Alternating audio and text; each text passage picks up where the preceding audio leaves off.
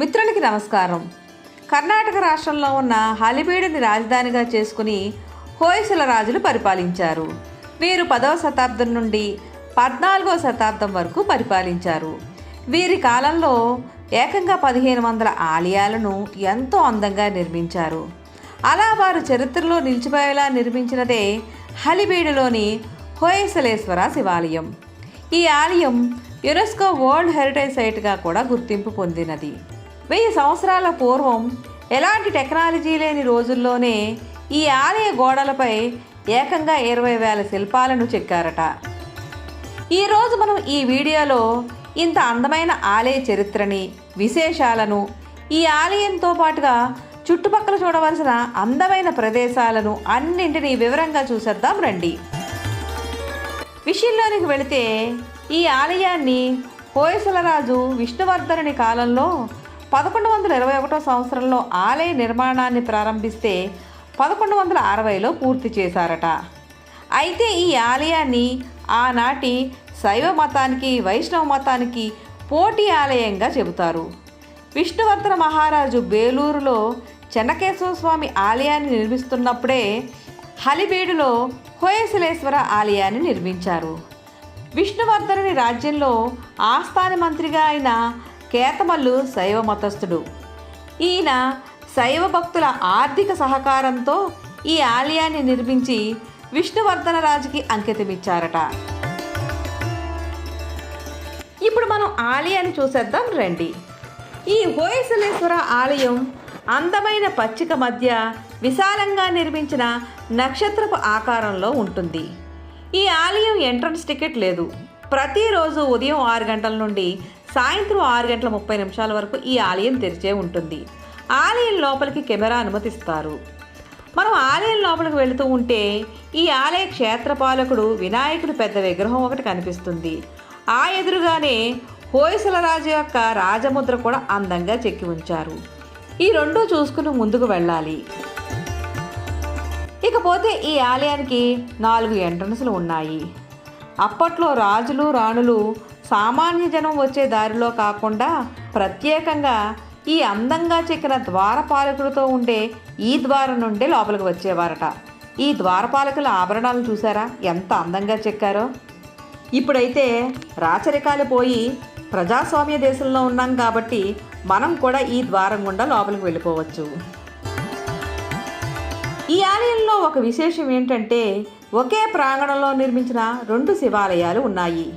వీటిలో మొదటి ఆలయాన్ని హోయసల రాజుల కాలంలో నిర్మించడం వలన హోయసల ప్లస్ ఈశ్వరుని కలిపి హోయసలేశ్వరునిగా పూజిస్తున్నారు. ఇక రెండవ ఆలయాన్ని విష్ణువర్ధన మహారాజు భార్య శాంతలాదేవి పేరు మీదుగా శాంతల ఈశ్వరునిగా, శాంతలేశ్వరునిగా పూజిస్తున్నారు. ఈ 2 ఆలయాలకు ఎదురుగా పెద్ద పెద్ద మండపాలలో 2 పెద్ద నందులు కొలువై ఉన్నాయి. ఈ 2 నందుల విగ్రహాలు ఎంతో అందంగా చెక్కారు. ఈ నందుల పైన ఉండే చర్మం మడతలు, ఆభరణాలను మనకి స్పష్టంగా కనిపించేలా చెక్కారు. ఈ 2 నందులకి ఇంకొక ప్రత్యేకత కూడా ఉన్నది. అదేంటంటే భారతదేశంలో ఉండే 10 అతిపెద్ద నందులలో ఈ 2 నందులు 6, 7 స్థానాల్లో ఉన్నాయట. మనం చూస్తున్న ఆలయం ప్రపంచ వారసత్వ జాబితాలో ఉండడం వలన ఈ ఆలయంలో శివునికి రోజు జరిగే నిత్య పూజలే తప్ప పండుగలు, ఉత్సవాలు వంటివి జరగవు. ఈ ఆలయం దర్శనానికి వెళ్ళేటప్పుడు పువ్వులు కానీ, పళ్ళు కానీ తప్పకుండా తీసుకెళ్ళొచ్చు. ఇకపోతే ఈ ఆలయం లోపల పైకప్పులకి నవగ్రహాలకి, జాతక చక్రాలకి సంబంధించిన విగ్రహాలు, వివిధ దేవతామూర్తుల విగ్రహాలను అందంగా చెక్కారు. ఈ ప్రధాన ఆలయం లోపల బయట కూడా గతంలో 84 అందమైన అప్సరసల శిల్పాలు ఉండేవట. అయితే వాటిని బ్రిటిష్ వారి టైంలో వాళ్ళు చాలా మటుకు పట్టుకెళ్ళిపోయి లండన్ మ్యూజియంలో పెట్టేసుకున్నారు. ఇప్పుడైతే 18 అప్సరసల విగ్రహాలే ఉన్నాయి. ఆలయం లోపల ఉండే స్తంభాలు కూడా ఎంతో అందంగా చెక్కేశారు.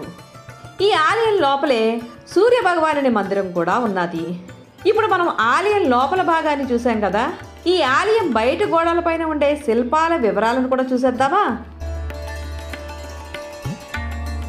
ఈ ఆలయం ఒకవైపు గోడకు 11 వరుసలుగా ఒక అందమైన బెల్ట్ లాగా శిల్పాలను చెక్కారు. వాటిని కింద వరుస నుండి చూస్తే మొదటి వరుసలో ఏనుగులు హ్యాపీగా పెరేడ్ జరుగుతున్నట్లుగా ఒకదాని వెంట ఒకటి వెళ్తూ ఉన్నాయి. ఇక రెండవ వరుసలో సింహాలు, మూడవ వరుసలో అందమైన పువ్వులు, నాలుగవ వరుసలో గుర్రాలు సైనికులు, ఐదవ వరుసలో పువ్వులు లతలు, ఆరవ వరుసలో వాయిద్యకారులు నాట్యం చేసే నాట్యగత్తలతో ఉన్నారు. ఇక ఏడవ వరుసలో మకరం అడవి దున్నను పోలిన మృగాలు కనిపిస్తాయి. ఎనిమిదవ వరుసలో హంసలు నెమళ్ళు అందంగా నాట్యం చేస్తూ ఉన్నాయి. ఇక 9, 10 వరుసలలో అందమైన లతలు తీగలు కనిపిస్తాయి. ఇకపోతే చివరిది 11వ వరుసలో పెద్ద పెద్ద విగ్రహాలు అందంగా తీర్చిదిద్దారు. చూసారా, ఇంత చిన్న చిన్న విగ్రహాలను తప్పు లేకుండా ఎలా చెక్కారో కదా. ఈ ఆలయం శైవ ఆలయమే అయినా జైన సాంప్రదాయం, వైష్ణవ సాంప్రదాయం, పురాణాలకు సంబంధించిన ఎన్నో విగ్రహాలు కూడా ఈ ఆలయం గోడలపైన ఉన్నాయి. దక్షిణ శివాలయం ఈశాన్య గోడలపైన భాగవతం నాటి శ్రీకృష్ణ భగవాను లీలలను, వాసుదేవుణ్ణి, శ్రీకృష్ణుడు పూతనని చంపడం, వెన్నను దొంగతనం చేయడం, గోవర్ధనగిరి పర్వతాన్ని ఎత్తడం ఇలాంటి ఎన్నో శిల్పాలను చెక్కారు.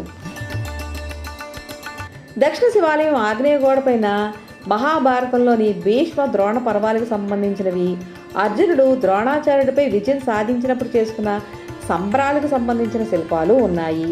ఈ ఆలయం లోపలికి గాలి వెలుతురు వచ్చేలా రాతితోనే కిటికీలు కూడా అందంగా చెక్కారు. ఇకపోతే దక్షిణ శివాలయం నైరుతి గోడపైన మహాభారతంలోని అరణ్య పర్వంలోని కొన్ని ఘట్టాలతో పాటుగా గణేశుడు, వామనుడు, పార్వతీ పరమేశ్వరుల వివాహ ఘట్టానికి సంబంధించినవి, రావణ బ్రహ్మ, శివుడు బ్రహ్మ విష్ణుమూర్తులకు సంబంధించినవి, తారకాసుర సంహారం, హంసవాహనంపై పంచముఖ బ్రహ్మ, యోగ నరసింహుడు, మహిషాసుర మర్దిని శిల్పాలు ఉన్నాయి. ఇంకొక వైపున దక్షిణ శివాలయం వాయువ్యం వైపున ప్రహ్లాదుడు హిరణ్యకశిపుడితో ఉన్నవి, మోహిని అవతారానికి సంబంధించినవి, రామరావణ యుద్ధానికి సంబంధించినవి, బ్రహ్మ సరస్వతులవి, అర్జునుడి విజయానికి సంబంధించిన శిల్పాలు, ఇలా చెప్పుకుంటూ పోతే ఎన్నో వేల శిల్పాలు అందంగా చెక్కి ఉన్నాయి. ఈ ఆలయాన్ని చూడడానికి వస్తే మాత్రం గైడ్ని తప్పకుండా పెట్టుకోండి. గైడ్ ఛార్జ్ 300 రూపాయలు. మరి ఇంత అందమైన శిల్పాలను చెక్కడానికి ఏ రాయిని ఉపయోగించారో తెలుసా? సోప్ స్టోన్ అనే రాయితో నిర్మించారట. ఈ సోప్ స్టోను భూమి నుండి తీసేటప్పుడు మెత్తగా విగ్రహాలు చెక్కడానికి వీలుగా ఉంటుంది. రోజులు జరిగే కొద్దీ రాయి గట్టిగా తయారవుతుందట. ఈ ఆలయ నిర్మాణానికి ఒకదానితో ఒకటి ఇంటర్లాక్ సిస్టంతో నిర్మించారు. ఈ ఆలయాన్ని మేము 5 గంటలకు పైగా చూసినా కూడా మాకు ఇంకా చూడాలని అనిపించింది. మరి ఇంత గొప్ప ఆలయానికి కొన్ని బాధించే విషయాలు కూడా ఉన్నాయి. చరిత్ర మొత్తం తెలుసుకుంటే బాగుంటుంది కదా, అది కూడా మీకు సింపుల్గా చెప్తాను. మొదట్లో హోయసల రాజులు బేలూరుని రాజధానిగా చేసుకుని 14 సంవత్సరాలు పరిపాలించారు. అప్పుడు అక్కడ ఎంతో అందమైన చెన్నకేశ్వర స్వామి ఆలయాన్ని నిర్మించారు. ఈ ఆలయాన్ని కూడా నేను త్వరలోనే వీడియో చేసి పోస్ట్ చేస్తాను. బేలూరు తర్వాత 300 సంవత్సరాలు హలిబీడుని రాజధానిగా చేసుకుని హోయసల రాజులు పరిపాలించారు. మొదట్లో హలిబీడుని ద్వార సముద్రం, దొర సముద్రం అని పిలిచేవారు. అయితే 14వ శతాబ్దంలో ఢిల్లీ సుల్తాను అలావుద్దీన్ ఖిల్జీ సైన్యం ఈ ఆలయం పైన 2 సార్లు దాడి చేసింది.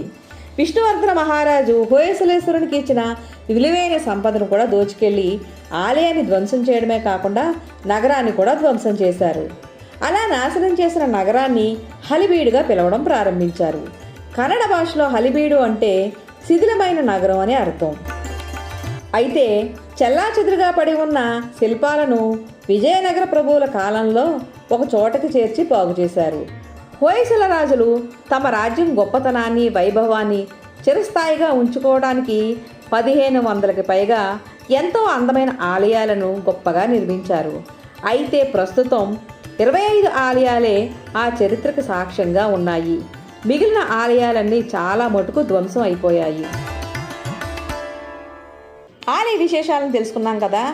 చివరగా మనం ఇప్పుడు ఈ ఆలయానికి ఎలా చేరుకోవాలో చూద్దాం. ఈ ఆలయం కర్ణాటక రాష్ట్రంలోని హసన్ జిల్లాలో ఉంది.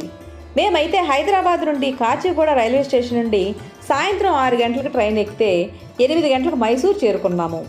మైసూర్ నుండి బేలూరు 150 కిలోమీటర్ల దూరంలో ఉంటుంది. బేలూరుకు చేరుకొని అక్కడ రూమ్ తీసుకున్నాము. బేలూరు బస్టాండ్ పక్కనే హోటల్ రూమ్స్ చాలా ఉన్నాయి. 1200 నుండే ఏసీ రూమ్స్ అందుబాటులో ఉంటాయి. బేలూరులో చెన్నకేశవ స్వామిని దర్శించుకొని మధ్యాహ్నం భోజనం చేసి బేలూరు నుండి 17 కిలోమీటర్ల దూరంలో ఉండే హలిబీడికి బస్సులో చేరుకున్నాము. హలిబీడి బస్టాండ్ నుండి హొయసలేశ్వర ఆలయం నడిచే దూరంలోనే ఉంటుంది. హలిబీడి బస్సు రోడ్డు కూడా చాలా బాగుంటుంది. హలిబీడిలో స్టే చేయడానికి అంతగా సౌకర్యాలు లేవు. ఈ ట్రిప్లోనే మీరు చిక్మంగళూరు కూడా ప్లాన్ చేసుకోండి. బేలూరు నుండి చిక్మంగళూరు 25 కిలోమీటర్ల దూరంలోనే ఉంటుంది. చిక్మంగళూరు కూడా తప్పకుండా చూడవలసిన ప్రదేశం. ఈ ప్రదేశంలో ఎంతో అందమైన వాటర్ ఫాల్స్, ట్రెక్కింగ్ చేయడానికి కొండలు, అందమైన దృశ్యాలు ఉన్నాయి. మీరు ఇక్కడికి వచ్చేటప్పుడు హలిబీడు, బేలూరు, చిక్మంగళూరు ఈ 3 కలిసి ప్లాన్ చేసుకుంటే బాగుంటుంది. ఇక్కడికి వేసవకాలం రాకుండా ఉంటే మంచిది. వర్షాకాలం, శీతాకాలంలో ట్రిప్ బాగుంటుంది.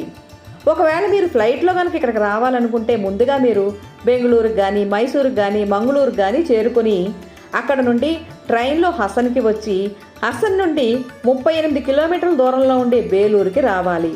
బేలూరుకి రోడ్డు ప్రయాణం ఒక్కటే ఉన్నది. ఫ్రెండ్స్, భారతదేశంలో కర్ణాటక ఎంతో అందమైన రాష్ట్రం.